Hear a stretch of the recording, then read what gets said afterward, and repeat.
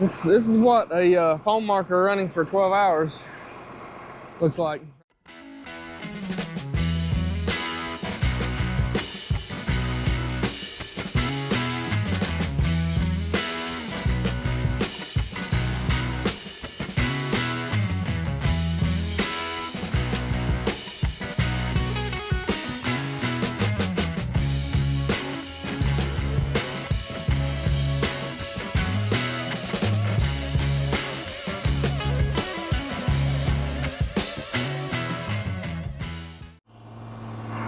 Good afternoon, guys. My name is Luke. Welcome to Ruth Farms. Today is February 26th. We're headed to the hay ground that we've been reclaiming in the last few videos. I'm in the John Deere 4250 here. We got our 10-foot John Deere 750 grain drill behind us. I've got it loaded with fescue and some oats. We're going to go in here and seed the whole field, and then, you know, go over those places that had those briars probably 2 or 3 times. We're really trying to thicken those areas up so that hopefully we won't be contending with lots of briars and other kinds of weeds this spring. Not sure how much, you know, of a crop we'll get off of it this year, just because we're going to be really contending with the weeds, and nothing has been grown on this land in several years. So been no fertilizer or anything like that put on, so I don't know what kind of outputs I should expect, but you know, we're going to try to get it built up this year so that maybe next year we can get some decent hay off of it. And we're going to drill into the night. We have rain coming tomorrow, and we have warm temperatures really the next 2 weeks, so it's just going to really go to growing. Hopefully my wheat doesn't get too tall, but yeah boy, let's get her done and get going. See y'all in here in a few minutes. Not sure if y'all can tell through here, but this is where we go into our field entrance. Y'all can see all this right here used to be growed up on this fence line. We got it cleared up through here, through the woods here. I think I can even get my Wilmar sprayer in here. The other entrance to this farm is terrible. I mean, terrible. All I could do to get my gooseneck through it. And there was definitely no way I was getting a sprayer through it. Maybe not even my newer hay mower. But with this entrance, I'm pretty confident we can get whatever we want through here now. Minus the combine, of course. We're not going to be planting any grain here. You can see this is our field here. There's already quite a bit of grass here, but there's a lot of places up there like those that don't have any grass in it. We're going to go through everything again and see if we can get it to grow. I'm going to be coming here in a couple of weeks and putting out some, trying to get my hands on some more litter. Love to get some litter on it. May end up getting fertilized for this first year and then maybe litter this fall. We'll see how things go. Litter is very scarce at the moment, so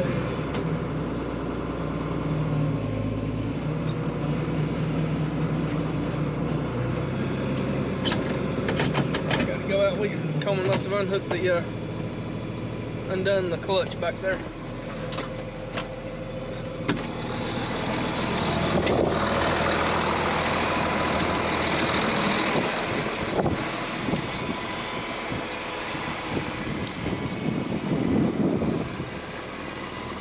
Clutch, we have to push it in. I think that'll be in there. I think that engages our clutch, lets our I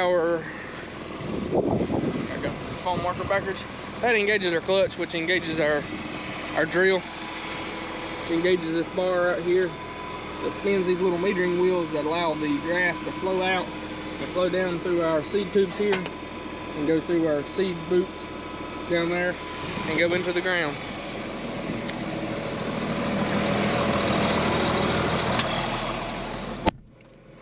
All right, let's try this again.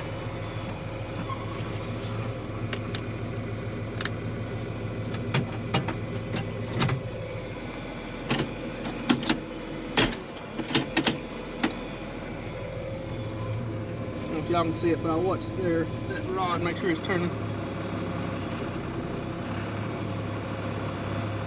There she goes.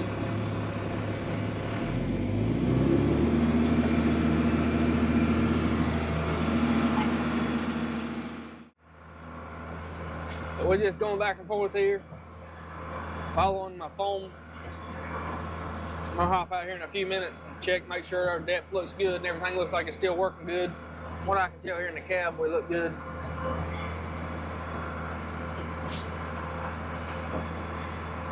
Coleman and I are going in together on this hay field. He had never had a part in the actual, ownership or everyday operation of the farm. So this is gonna be his first kind of start into it. So we're gonna take and split the farm. Every cost, every input, every dollar we make on it, we'll split it. We've been kind of trying to do about half the work each of us.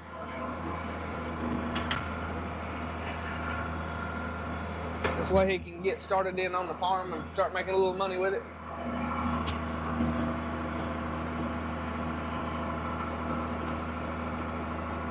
Let's hop out here and take a look and see what we got.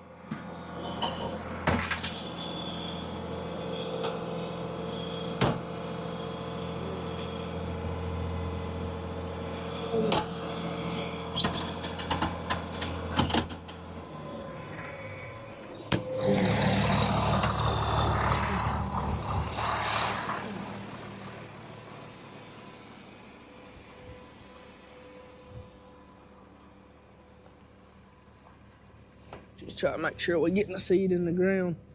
I don't see nothing on top of the ground.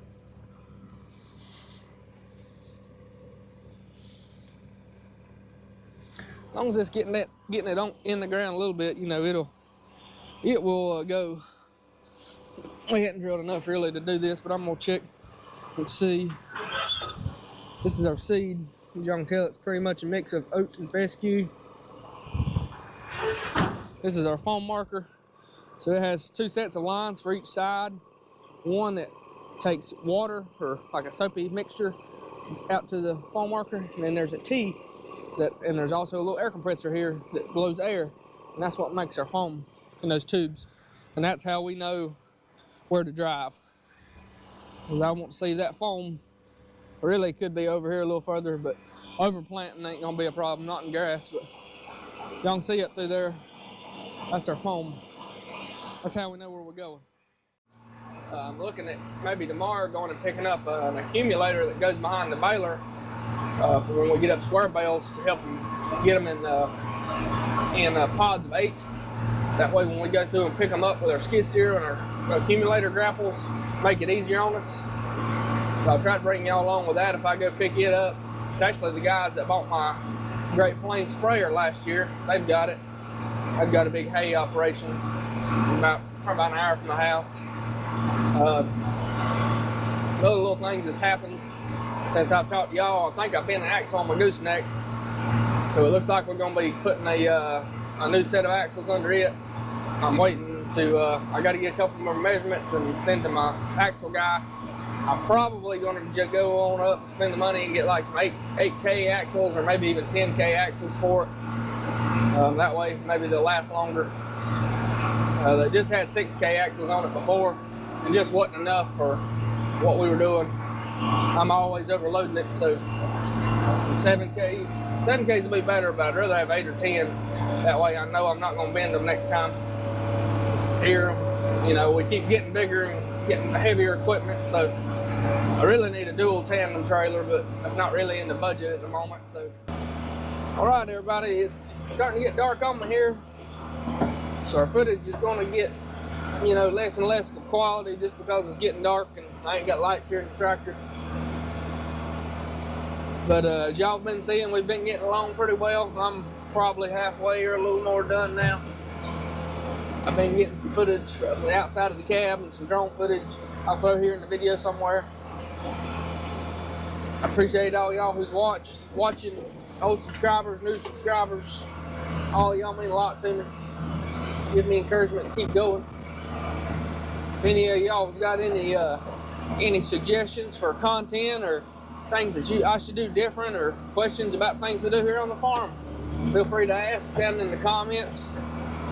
Any like or comments you give me, that just helps the YouTube algorithm to, recommend our video to more people. And the more people we can come across, the better. As we try to grow our farm and our channel here. I appreciate all y'all though. And You know, it's going to be a tough year probably for a lot of farmers with prices and stuff. Corn and bean and wheat prices being so low, but you know, we're all going to try to make the best of it, do what we can to survive. We'll be all right. We'll just keep our heads up, keep on kicking, and you know, we'll see what happens here in a few months. Thinking back to a few videos ago when I sprayed my wheat, I top dressed my wheat. I was talking about the dicamba law. There was a law that was put into effect basically at that time that no dicamba could be sprayed, and they basically done away with the label. Well, from what I understand, they have opened up the law to allow us to be able to spray any current inventory. They're just not allowed to make any new. So that means any inventory we have, we can spray. I do have some from last year. From last year I bought, I didn't spray, so I've got some. But that's the kind of the ruling on that. But we got a lot going to be coming up here soon, y'all. We got to get going on the chicken litter spreader. The chicken litter spreader truck we bought, I'm going to convert it into a pull type because the truck is junk. We're going to be fertilizing our hay fields. We'll be fertilizing our wheat again with nitrogen. We're going to be getting into hay season before too long. And then not far after that, we'll be getting into harvesting our wheat. So there's going to be lots coming up, y'all, for to watch and enjoy, and hopefully be more interesting content than I've had the last couple months. It's hard this time of year, you know, it's not very interesting what we're doing, but try to show it to you so you can see it anyway. At least we're finally getting into the tractor cab and doing a little bit after several months. I'm excited to be back in it anyway.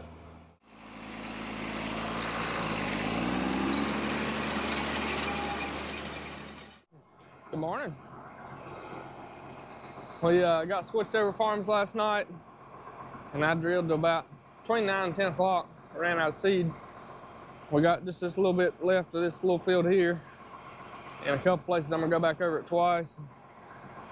This is what a foam marker running for 12 hours looks like. I don't know what time it ran out of water, but apparently I left foam marker on last night, and somehow it did not kill the batteries on the tractor. Y'all tell me how that works. We're looking at it's about 9 o'clock now by the time I got seed and got over here, and it was running when I got here. So every bit of 12 hours it ran, and the batteries are still fine. It cranked right up. So let's get to drilling, see if we can get this done today. We got rain coming here in a little while. I want to get this done. This field we're planting here, it looked almost identical to the field we've been clearing off right down the road as far as growed up. We done this one I think 2 years ago now. So I've got pretty good hope in that other field that it'll be, you know, we'll be able to get it looking good. The first year after we cleared this field off, I think we got 6 bales of hay, and then this past year we got 15, I think. You know, per cutting, not all season, but so I was pleased with that. Considering there's probably not an acre, maybe an acre and a half here. That was pretty good for me. I thought pretty good. I always put on it basically chicken litter and nitrogen. Well, this little patch is done. I've got a soil and water guy coming this afternoon. Well, actually here in a little bit. Look at some cover crops and see. You know, the NC offers a little bit of a payment for cover crops. He's gonna come see if I've met the criteria, and maybe we'll get a little money back on that. But we'll see what happens. I got this planted on it. We're gonna go back over a couple patches on the other field across this little windrow here. And there's 2 little patches in the front. I don't know if I'm gonna mess with them or not. They're so small, I can't hardly get the drill across them. But anyway, we're getting there, and hopefully it's not too late. I like to do this in the fall, early fall, but it was so dry this fall, and it turned off so wet, I just couldn't do nothing with it. So it is what it is. We're putting it in now. If it does good, great. If not, oh well. Thank y'all for watching. We'll see you in the next one. Please give us a like, a comment, subscribe for more. We'll see y'all in the next one. God bless.